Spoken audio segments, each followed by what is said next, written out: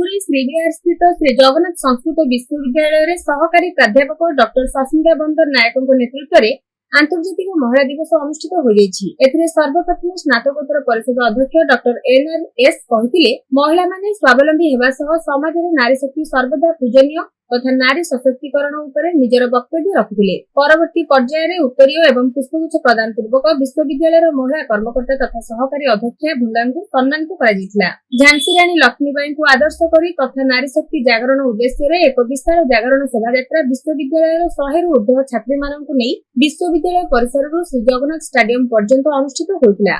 एही सभा रे doctor Rajeshree Das, doctor Anupama Satpathy, doctor Rasmani Ghadai, doctor Rashmita Jena, doctor Sarvajay Shashwati, doctor Shantilata Acharya, doctor Srinivas Panda, doctor Radhakant Panda, doctor Debasish Tripathy, doctor Prakash Chandra Mishra प्रमुख उपस्थित रही कार्यक्रम को परिचालना करथिले। नारी